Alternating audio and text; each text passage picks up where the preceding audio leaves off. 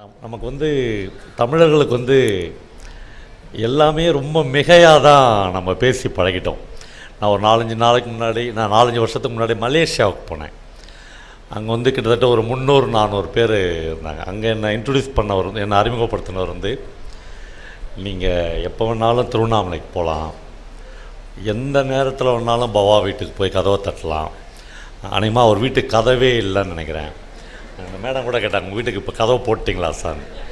அப்புறம் நடுராத்திரி 12 மணிக்கு நீங்கள் போனீங்கனாலும் அவங்க கோழிக்கறியோட சாப்பாடு போடுவாங்கன்னாங்க. நான் பயந்து நடுங்கி போய் மைக்கை பிடிச்சிட்டேன்.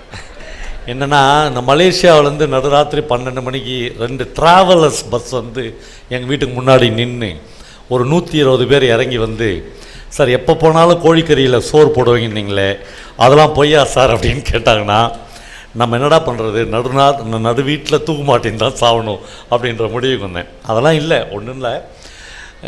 எங்கள் வீட்டில் அம்மா அப்பா காலத்துலேருந்து இப்போது என் மனைவி பிள்ளைகள் இருக்கிற இந்த பீரியட் வரலும் யாராவது எப்போயாவது வந்தால் சாப்பிட்டுக்கலாம். நாங்கள் என்ன சாப்பிடுவோமோ அதை நாங்கள் கொடுப்போம்.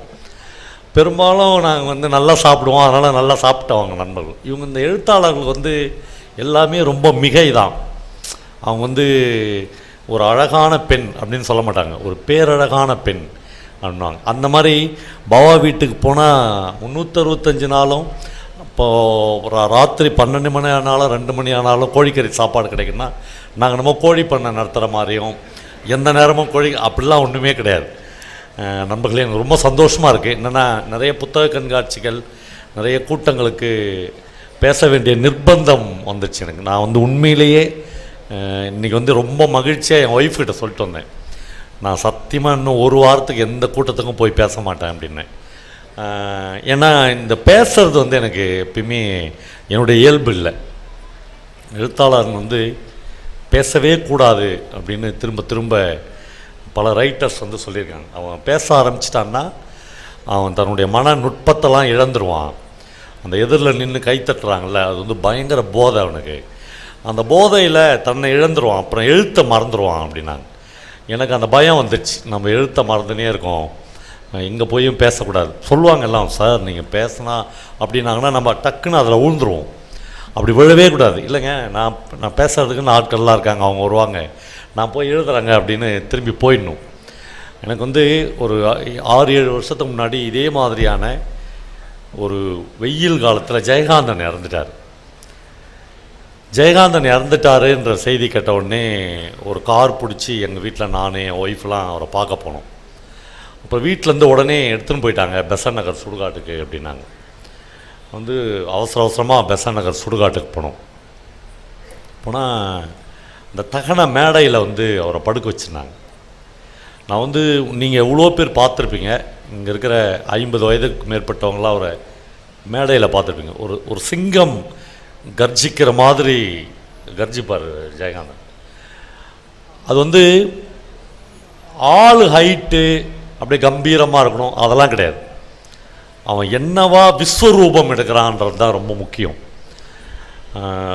டக்குனு எனக்கு வேற ஒரு பாலச்சந்திரன் சொல்லிக்காடு என்கிற ஒரு பெரிய பொயிட் ஒரு தடவை சிவாஜி கணேசனை பார்க்க போவார்.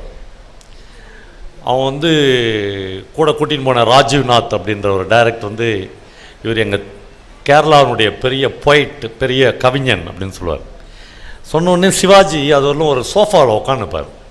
அவர் எழுந்துச்சு நின்று கவிஞனா நீ அப்படின்னு வணங்குவார். இவன் தான் எங்கள் கேரளாவுடைய சொத்து அப்படின்னு ராஜீவ் சொல்லுவார். சொன்னோடனே இந்த பாலச்சந்திரன் சொல்லிக்காடுன்ற பையன் யாருன்னா, அவன் தன்னை பற்றி அறிமுகப்படுத்திக்கும் போது சொல்கிறான், நான் குரல் விற்று பிழைத்த ஒரு கவிஞன் அப்படின்றான். இப்போ எனக்கு பயங்கரமாக நடுங்கிடுச்சு அந்த வார்த்தை, குரல் விற்று பிழைத்த பையன். முதல்லாம் சினிமா தேட்டரில் அனௌன்ஸ் பண்ணின்னு போவாங்க, தங்கம் தேட்டரில் சிவாஜி கணேசனின் படம் வரப்போகுதுன்னு. அப்படி கேரளாவில் ஆட்டோவில் விளம்பரம் செய்து வாழ்ந்த பையன் நான். இன்றைக்கி சிவாஜி கணேசன் எதிரிலேயே நான் போய் உட்காந்துக்கிறேன். எனக்கு அவரை பார்த்தோன்னே என்ன பண்ணுறதுன்னு தெரியாமல் இவன் கேட்பான், சார் நீங்கள் உங்களுக்கு பிடிச்ச சினிமா இது சார் நீங்கள் நடித்ததுலே அப்படின்னு கேட்பான். அவர் சொல்லுவார், எல்லார் கையிலையுமே கொஞ்சம் விஸ்கி இருக்கும். அன்றைக்கி தான் எனக்கு தெரியும் சிவாஜிலாம் கூட விஸ்கி குடிப்பார் அப்படின்னு. அவன் கேட்பான், சார் நீங்கள் நடித்ததுலேயே உங்களுக்கு ரொம்ப பிடிச்ச படம் எது சார்? சார் எல்லா படமும் ஒரே படம் தான். நாடகம் சார், வீரபாண்டிய கட்டபொம்மன் அப்படின்னார் சிவாஜி. சொன்னோடனே பாலச்சந்திரன் சொல்லிக்காடு சொல்லுவான், சார் எனக்காக அதில் ஒரு வசனம் பேசி காமிங்க சார் அப்படின்வான். ராஜீவ்நாத் வந்து அப்படியே பயந்துருவார். என்னென்னா சிவாஜி வந்து எவ்வளோ பெரிய ஜெயிண்ட், அவர்கிட்ட போய் ஒரு சின்ன பையன் ஒரு மிமிக்ரி ஆர்டிஸ்ட் மாதிரி அவரை மாற்றி ஒரு வசனம் பேசி காமிங்கன்னு சொல்லிட்டானேன்னு. ஆனால் சிவாஜி அந்த ஹாலில் 2 தடவை நடப்பார். அந்த சமயத்தில் பாலச்சந்திரன் சொல்லிக்காடு எழுதுகிறான், சிவாஜி வந்து நேரடியாக பார்த்தீங்கன்னா நீங்கள் 4.25 அடி தான், ரொம்ப ஒரு குள்ளமான உருவம் தான், ரொம்ப பெரிய தாட்டிகமான உருவெல்லாம் கூட கிடையாது. ஆனால் அந்த 4.25 அடி உள்ள அந்த மனுஷன் அந்த 2 தாட்டி அந்த ஹாலில் நடந்த உடனே 6 அடி 7 அடியாக வளர்ந்துருத நான் பார்த்தேன். அந்த அந்த விட்டத்தில் போய் அவருடைய தலை வந்து அப்படியே விஸ்வரூபம் எடுக்கிறார். நான் வந்து என்ன பண்ணுறதுன்னு தெரியல. ஒரு ஒரு ஒரு கலைஞனுடைய மகத்தான விஸ்வரூபம், அது வரலும் அவர் சிவாஜி தான். ஆனால் அந்த டைலாக் பேசும்போது அவன் வேற ஒருத்தனாக மாறுறான். பாலச்சந்திரன் சொல்லிக்காடு எழுதுகிறாரு, பேசி முடிச்சுட்டு அப்படி மூச்சு வாங்க சிவாஜி உட்காந்து அந்த விஸ்கியை கையில் எடுக்கும்போது என்னுள் ஏதோ ஈரமாக உணர்ந்தேன். ஒன்றும் இல்லை, ஒன்று கடிச்சிட்டான். அதை வந்து அவ்வளோ அப்பட்டமாக எழுதியிருக்கான். அவ்வளோ பயந்துட்டேன் நான். அந்த ஜெயகாந்தனை பார்க்கும்போது எனக்கு ஒரு 4.25 அடி 5 அடி உயர், அவ்வளோ ஹைட்டு கூட இல்லை, ரொம்ப ஒரு குள்ளமான உறவு தான். ஆனால் அவருக்கு வந்து எவ்வளவு தைரியம், எவ்வளோ பெரிய ஒரு எழுத்தாளனுக்கு இந்த தைரியம் எங்கேருந்து வந்துச்சு. கலைஞர் வந்து முதல்வராக, கலைஞர் பேராசிரியர், அப்படி மேடையில் வந்து 17-18 அமைச்சர்கள் உட்காந்துக்கிறாங்க. ஜெயகாந்தனை அந்த மேடையில் பேச அழைக்கிறார்கள். ஜெயகாந்தன் அந்த மேடை அப்படி ஒரு அலட்சியமாக பார்க்குறாரு. எல்லாருமே சீஃப் மினிஸ்டர், எஜுகேஷன் மினிஸ்டர், நிதியமைச்சர், அவ்வளோ பேர் உட்காந்துக்கிறாங்க. இவருக்கு பெரிய பேக்ரவுண்ட்லாம் ஒன்றும், ஒரே ஒரு ரைட்டர், அவ்வளோதான். அந்த மேடையை பார்த்துட்டு சொல்கிறாரு, யாரை வணங்குவது என்று தெரியவில்லை, நான் வணங்கத்தக்க மனிதர்கள் யாரும் இந்த மேடையில் இல்லைன்றார். அப்படியே அதிர்ச்சி ஆயிடுச்சு அந்த மேடை. யாரை வணங்குவது என்று தெரியவில்லை, நான் வணங்கத்தக்க மனிதர்கள் யாரும் இந்த மேடையில் இல்லை.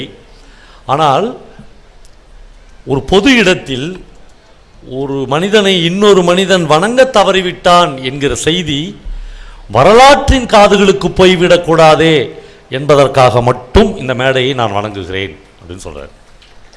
கலைஞர் வந்து ஜெயகாந்தனெல்லாம் தாண்டின அளவுக்கு நாலேஜ் உள்ளவரில், எவ்வளோ பயங்கரமான அனுபவ அறிவு உள்ள அவர் பேசும்போது சொல்கிறார், நம்ம ஜெயகாந்தன் இந்த மேடையில் இருக்கிற நாங்கள் யாரும் வணங்கத்தக்க மனிதர்கள் இல்லை என்று சொன்னார், ஆனால் அவரை நான் வணங்குகிறேன். அது ஒரு தமிழ் பண்பாடு, ஒரு தமிழ் மரபு என்பதற்காக கூட இல்லை. எனக்கு வாக்களிக்க போகிற பல்லாயிரக்கணக்கான தமிழ் வாக்காளர்களில் ஜெயகாந்தனும் ஒருவர் என்பதற்காக அவரை நான் வணங்குகிறேன். கலைஞர் சொல்கிறாரு, நான் வந்து பல்லாயிரக்கணக்கான எனக்கு வாக்களிக்க போகிற வாக்காளர்களில் ஒருவர் என்கிற முறையில் ஜெயகாந்தனை வணங்குகிறேன்னு சொல்கிறார். அப்படியேப்பட்ட ஜெயகாந்தனை வந்து ஒரு தகன மேடையில் ஒரு 4.25 அடி உயரத்தில் அவரை படுக்க வச்சுக்கிறாங்க. நாங்கள் ஒரு 15 பேர் 20 பேர் தான் அவர் முன்னாடி நிற்கிறோம். ஒருத்தர் வந்து தமிழில் மந்திரங்கள் சொல்லி கொண்டு இருக்கிறார். இன்னும் கொஞ்ச நேரத்தில் அந்த மின்சார சுடுகாடு ஜெயகாந்தன் என்கிற அந்த மகத்தான படைப்பாளியை உள்ளே இழுத்து கொண்டு சில டப்பாக்களில் சாம்பலை அள்ளி கொடுக்க போகிறார்கள். ஒரு துயரமான நிமிடத்தில் நான் நின்று கொண்டிருக்கேன். யாரோ ஒரு பெண் ஓலமிட்டபடி ஓடி வருகிறாள். அநேகமாக 16வது மனுஷியாக அந்த மனுஷி இருக்கக்கூடும். அந்த மனுஷியை நான் ஏற்கனவே பார்த்ததில்லை. நான் பார்த்த கணத்தில் அவங்க தான் இவங்க என்று எனக்கு புரிந்து கொண்டது. அந்த அம்மா, ஜெயகாந்தனுக்கு சொந்தக்காரங்க மட்டும் மேடையில் ஏறுங்க என்று அந்த தகனம் செய்பவர் சொல்ல, நான் உடனே நாங்கள் தாண்டா அவனுக்கு சொந்தக்காரங்க என்று நாங்கள் எல்லோரும் ஏறினோம். இந்த ஓடி வந்த அம்மா வந்து அவருடைய காலை பிடிச்சின்னு போயிட்டிங்களே ஜேக்கேன்னு அழுதாங்க. அந்த அம்மா எனக்கு ஏற்கனவே தெரியும், பார்த்ததில்லை. கவிதா சொக்கலிங்கம் என்கிற ஒரு பெரிய ஒரு பதிப்பாளர் அந்த அம்மாவை பற்றி சொல்லியிருக்காங்க. அந்த அம்மா அமெரிக்காவிலிருந்து தமிழ்நாட்டிற்கு 2 மாதங்களுக்கு முன்னால் வந்தவங்க. அவங்க ஒரு நாள் கவிதா பதிப்பத்துக்கு போய் ஜெயகாந்தனுடைய எல்லா புஸ்தகங்களும் எங்களுக்கு வேணும் என்று பொறுக்கி எல்லாத்தையும் எடுக்கிறாங்க. இவ்வளோ புத்தகம் எதுக்கு நீங்கள் வாங்குறீங்கன்னு சொக்கலிங்கம் சார் கேட்டப்போ அந்த அம்மா சொல்கிறாங்க, ரொம்ப அதிகபட்சம் இன்னும் 2 மாதம்தான் எனக்கு வந்து கண் பார்வை இருக்கும். அதுக்கப்புறம் என்ன ஆப்ரேஷன் பண்ணாலும் என்னுடைய கண் பார்வையை காப்பாற்ற முடியாதுன்னு அமெரிக்க டாக்டர்ஸே கைவிரிச்சிட்டாங்க. இந்த 2 மாதங்களுக்குள்ளாக ஜெயகாந்தன் என்கிற இந்த படைப்பாளியின் எல்லா படைப்புகளையும் வாசித்து விட வேண்டும் என்கிற பேராசையில் நான் ஓடி வந்திருக்கிறேன் அப்படின்னு அந்த அம்மா சொல்கிறாங்க. இந்த இடம்தான் வாசித்தலுடைய மிக முக்கியமான இடம் அப்படின்னு நான் கருதுகிறேன். தன் கண் பார்வை போக போது இன்னும் 2 மாதம்தான் இருக்குது. அதுக்குள்ளே எவ்வளோ சொத்து சேர்க்கலாம், அதுக்குள்ளே வேற என்னென்ன லௌகிகத்தில் திளைக்கலாம், எதுவுமே அந்த அம்மாவுக்கு வேணாம். சென்னையில் ஒரு அறை எடுத்து இந்த தனக்கு பிடித்தமான ஒரு எழுத்தாளனுடைய எல்லா படைப்புகளையும் படித்து தீர்த்து விட வேண்டும் என்கிற வேட்கையோடு அந்த அம்மா வந்து ஜெயகாந்தனுடைய கால்களை பிடித்து அழுது கொண்டு, நான் அவங்க கண்களை பார்த்தேன். கண்கள் எப்பொழுதும் இது பழுதடைந்த கண்களா நல்ல கண்களா என்று சக மனிதர்களுக்கு காட்டுவதே இல்லை. அந்த அம்மாவை மிக பரிதாபத்தோடு பார்த்தது. எழுத்துக்கும் வாசிப்புக்கும் அவ்வளவு பெரிய வலிமை இந்த உலகத்தில் இருக்கிறது நண்பர்களே. எழுத்தாளன் ஏன் எப்பொழுதுமே சமூக படிநிலைகளில் 1 இன்ச் மேலே என்று ஏன் சொல்லப்படுகிறான்? ஏன் வந்து அவன் வந்து கலெக்டரை விட பெரியவன், ஏன் வந்து அவன் முதல்வரை விட பெரியவன், ஏன் வந்து அவன் பிரதமரை விட பெரியவன், ஏன் வந்து அவன் ஜனாதிபதியை விட பெரியவன் என்றால், ஒரு வகையில் இந்த எல்லா பதவிகளும் ஒரு கட்டத்தில் காலாவதியாகி இவர்கள் எல்லோருமே மிகச்சாதாரண மனிதர்களாக மாறிவிடுகிறார்கள். எழுத்தாளன் மட்டும்தான் தான் பார்த்ததை, தான் அனுபவித்ததை, தான் பகிர்ந்து கொண்டதை, தன்னுடைய சமூகத்தை, தன்னுடைய மனிதர்களை எழுத்தாக மாற்றி அடுத்த தலைமுறைக்கு கொடுத்து விட்டு போகிறான். அவன் எடுத்துன்னு போயிடல, உங்களுக்கு கொடுத்துட்டு போகிறான். மகாகவி பாரதியாரின் பீரியடில் வாழ்ந்த ஒரு மன்னனின் பெயர் கூட உங்கள் யாருக்குமே தெரியாது. பாரதி மட்டும்தான் தெரியும். ஒவ்வொரு பீரியடாக நீங்கள் எடுத்துனே வரலாம். புதுமைப்பித்தன் காலத்தில் இருந்த எந்த கலெக்டர் பேரும் தமிழ்நாட்டில் இருக்கிற 30 வயசுக்குட்பட்ட எந்த பையனுக்கும் தெரியாது. புதுமைப்பித்தன் மட்டும்தான் உயிரோடு வாழ்கிறான். அவன் மட்டும்தான் நம்முடைய அடுத்த சந்ததியாரால் படிக்கப்படும். அதனால்தான் ரைட்டர் வந்து பெரிய ஆள் என்று சொல்லப்படுவான்.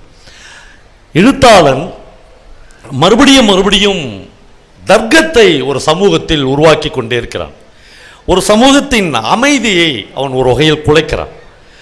உலகம் முழுக்க இருக்கிற டால்ஸ்டாய், தாஸ்தாவஸ்கி, காமியோ, காஃப்கா என்ற எந்த எழுத்தாளனை நீங்கள் எடுத்து படித்தாலும் அவன் எப்பொழுதும் குரலற்றவர்களின் பக்கமே நிற்கிறான். தாஸ்தாவஸ்கியிலிருந்து டால்ஸ்டாயிலிருந்து எல்லோருமே விபச்சாரிகளின் பக்கத்தில், பிட்பாக்கெட் அடிக்கிறவன் பக்கத்தில், சின்ன சின்ன திருடு செய்பவர்களின் பக்கத்தில், குற்றமும் தண்டனையும் என்கிற அந்த 1600 பக்க நாவலை எழுதின தாஸ்தாவஸ்கி 71 பக்கங்களில் குற்றத்தை முடித்து விடுகிறான். மற்ற பக்கம் முழுக்க அவனுடைய தண்டனை போலீஸ் கொடுக்கல, அரசாங்கம் கொடுக்கல, அவனே கொடுத்துக் கொள்கிறான். அதான் குற்றமும். இந்த மனப்பிறழ்வை தான் மறுபடியும் எழுத்தாளன் எழுதி கொண்டே இருக்கிறான். அவன் மறுபடியும் சமூகத்தை பார்த்து ஏராளமான புதிய கேள்விகளை எழுப்புகிறான். ஒருபோதும் ஜெயகாந்தன் ஒரு முறை திருவண்ணாமலைக்கு நாங்கள் அவரை பேச கூட்டிருந்தோம். ஜேகே வந்து பேசுகிற போது, நான் ஒர்க் பண்ண ஸ்கூல்லேருந்து 4 டீச்சர்ஸ், அவங்க வந்து எந்த கூட்டத்துக்கு நாங்கள் கூப்பிட்டாலும் வரமாட்டாங்க. பொதுவாக வாத்தியாருங்க வந்து எப்பயுமே, நிறைய பேர் டீச்சர்ஸ் இருப்பீங்க, வெளியே போனோடனே என்னை திட்டுவீங்க, எப்பயுமே எந்த கூட்டத்துக்கும் வரமாட்டாங்க. ஏன்னா அவங்களுக்கு எல்லாமே தெரியும் அப்படின்னு நினச்சிவாங்க. சார் எனக்கு தெரியாததா அவர் பேசுகிற போகிறாரு அப்படின்னு நினைப்பாங்க. அப்புறம் பெரும்பான்மையான டீச்சர்ஸ் என்ன கேட்பாங்கன்னா, அவர் என்ன சார் படிச்சுக்கிறாருன்னு கேட்பாங்க. ஆமாம், நான் ஒரு 7ஆவதோ 6ஆவதோ படித்தேன், நான் வந்து பிடி படிச்சுக்கிறேன், எம்என் படித்தேன், நான் போய் அவர் பேச்சை நான் கேட்குறது அப்படின்னு போயிடுவாங்க. அன்றைக்கி வந்து தெரியாதனமாக ஒரு 4 பிஜி டீச்சர்ஸ் வந்து ஜெயகாந்தன் பேசுகிறதுக்கு போது வந்தாங்க. அவருக்கு வாத்தியாருங்க வந்துக்கிறாங்களாம் தெரியாது. அவர் வழக்கம் போல் பேசுகிற மாதிரி சொன்னார், நான் கடலூர் மஞ்சக்குப்பத்தில் தான் பிறந்தேன், சின்ன வயசில் எங்கள் வீட்டில் வந்து ரொம்ப ரெஸ்ட்ரிக்ட் பண்ணி என்னை வளர்த்தாங்க. நான் பார்ப்பேன் வாத்தியாருங்களாம் வந்து காலையிலேயே சைக்கிளில் வெளியே போவாங்க, அதாவது டீச்சிங்க்கு போவாங்க, கேரியரை வந்து முன்பக்க ஹேண்டில் பார்லேயே கட்டின்னு போவாங்க. அவர் சொன்னார், போவார்கள் வருவார்கள்,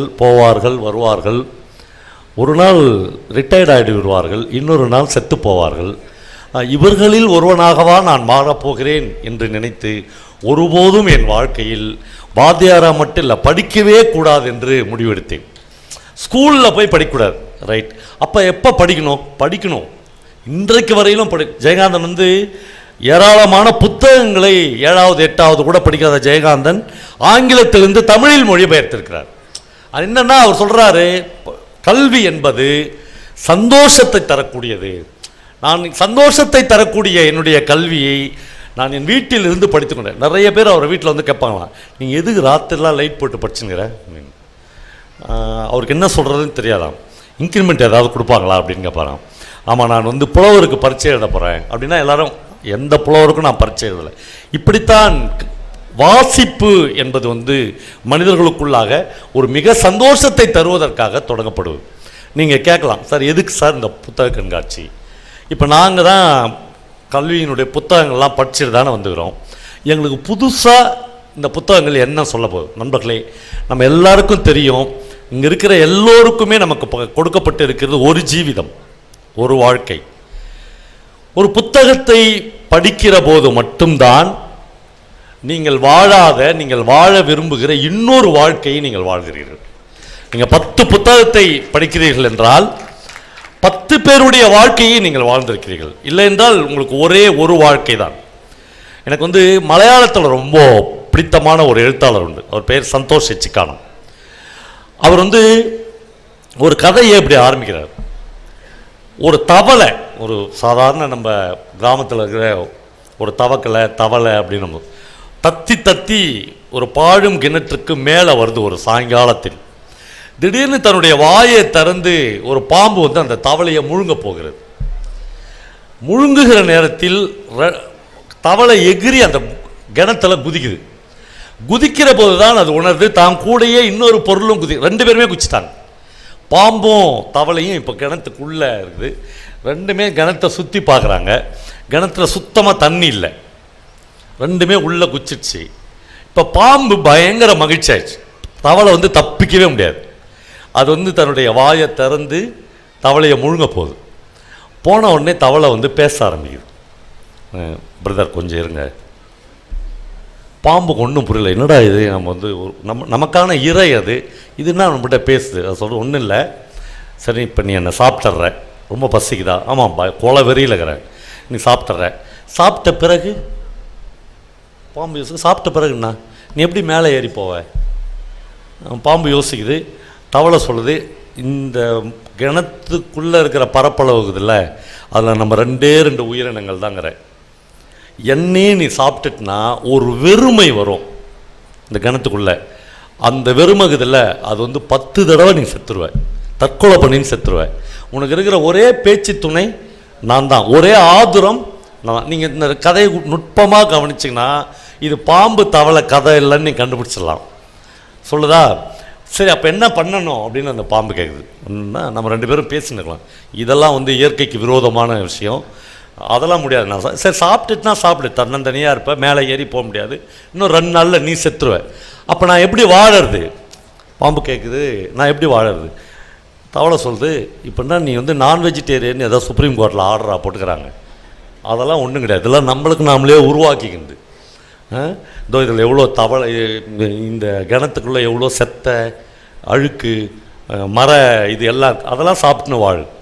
நம்ம 2 பேரும் உள்ளேயே இருக்கலாம், ஒருத்தருக்கு ஒருத்தர் ஒரு ஒப்பந்தத்தோடு வாழலாம். ஒருத்தர் ஒப்பந்தத்தை ஒருத்தர் மீறவே கூடாது. நல்லா புரிஞ்சுக்கோ, நீ என்னை சாப்பிட்டுட்டுனா அடுத்த நிமிஷம் வெறுமையிலையும் தனிமையிலையும் நீ செத்துருவ. பாம்புக்கு பயம் வருது. யாருமே தன் வாழ்க்கையில் தன்னை இது மாதிரி எச்சரித்ததே இல்லை. அது வந்து சரின்னு அந்த ஒப்பந்தத்துக்கு ஒத்துக்குது. ஆனால் பாம்பும் தவளையும் ஒவ்வொரு வினாடியும் கான்சியஸாக வாழ ஆரம்பிக்கிறாங்க. எந்த நிமிஷமும் இந்த ராஸ்கேல் வந்து இந்த ஒப்பந்தத்தை மீறிடுவான் அப்படின்னு தவளைக்கு தெரியும். எந்த நிமிஷமும் இவங்ககிட்டருந்து நம்ம தப்பிச்சிடணும் அப்படின்னு அதுவும் ரொம்ப கான்சியஸாக ஒரு 2 நிமிஷத்துக்கு ஒரு தாட்டி கண்ணை திறந்து பார்த்துக்கிறாங்க, தூங்கிறதே இல்லை. ஆனால் ஒரு இயற்கையின் சுழற்சி அதுக்குள்ளே நடக்கவே ஆரம்பிச்சிடும். ஒரு 2 நாள் பொறுத்து ஒரு நைட்டில் தபால்னு இவங்களாம் விழுந்தாங்கல்ல, அதெல்லாம் ஒரு சத்தமே இல்லை அப்படின்ற மாதிரி மிகப்பெரிய சவுண்டோட ஒரு உள்ளே வந்து ஏதோ ஒரு பொருள் விழுது. பாம்பும் தவளையும் போட்டுன்னு அந்த பொருள் மேலே போய் பார்க்குறாங்க. அது ஒரு அழகான பெண்ணின் உடல். வெளியில் அந்த கிணத்துக்கு மேட்டில் வந்து ஒரு சிகரெட் ஸ்மெல் தெரியுது. பார்த்தா அப்படியே கருகருன்னு கூந்தல். அப்பொழுதுதான் கொல்லப்பட்ட ஒரு பெண்ணின் பிணம். அந்த அந்த தவளை வந்து பாம்பை பார்த்து சொல்லுது, உனக்கு வந்து பிரச்சனையே இல்லை இனிமேல். ஒரு தவளை தானே, ஒரு பெண்ணின் உடல் எவ்வளோ பெருசு, எவ்வளோ நாள் வேணுனாலும் நீ சாப்பிட்ரு, என்னை விட்டுரு, நான் வந்து இன்னிலேருந்து தப்பிச்சிடலாம். இப்படி அது வந்து இந்த தத்துவ மயிரெலாம் எனக்கு வேணான்னு கோபம் வந்துடுது அந்த பாம்புக்கு. 2 பேரும் பேசி முடிக்கிறார்கள். நண்பர்களே, அந்த கதையினுடைய எட்ஜ் என்னென்னா, அந்த பெண்ணின் உடலை வந்து அந்த பாம்பு கொஞ்சம் கொஞ்சமாக சாப்பிட ஆரம்பித்து ஒரு பாதி மயக்கத்தில் ஒரு நாள் ஒரு படிக்கட்டில் அது படுத்து கொண்டு இருக்கிற போது தவளை அந்த பாம்பை உற்று கவனிக்கிறது. அப்படியே கிட்ட போய் நின்று, அதுக்கு ஒரு பயமே இல்லை. ஏன்னா அவர் வந்து ஃபுல்லாக சாப்பிட்டுக்கிறார். தலைவர் வந்து இப்போ நம்மளை ஒன்றுமே பண்ண முடியாது. ஃபுல் போதையில் இருக்கிறவங்கக்கிட்ட பொண்டாட்டி கூட 2 அடி தொடப்பக்கட்டையிலே அடிச்சுட்டு அப்போ ஒன்றும் பண்ண முடியாது அவனால். அந்த மாதிரி கிட்ட போய் பார்த்துட்டு இவன் நம்மளை ஒன்றுமே பண்ண முடியாது அப்படின்னு தெரிஞ்சிடுச்சு. அதுக்கு தவளை வந்து ஒரு அளவு எடுத்து பார்க்குது. அது வாயை முதல் முறையாக பாம்பு வாயை விட திறந்து பார்க்குது. பாம்புக்கு தான் வாய் இருக்குதா, நமக்கு தானே இருக்குது, நாம் திறந்து பார்க்கலான்னு திறந்து பார்க்குது. அப்போ தான் முதல் முறையாக அந்த தவளைக்கு தெரிகிறது, பாம்பை விட நம்ம வாய் வந்து பெருசாக திறக்க முடியும் போல் அப்படின்னு தெரியுது. அப்படி போய் நின்று ரொம்ப சுலபமாக கீழே வாய் வச்சு பாம்பினுடைய தலைக்கு மேலே வாய் வச்சு சப்புன்னு ஒரு பாம்பு வந்து துடிச்சு செத்து போயிடுது. நான் வந்து பாம்பு தவளை கதையாக சொன்னேன் இல்லை, யாருக்கா புரிஞ்சா அந்த கதை? ஆனால் மலையாளத்தில் ரொம்ப ரொம்ப முக்கியமான கதையாக பல விருதுகளை இப்போ அப்படியே நீங்கள் வந்து யோசித்து பாருங்கள்.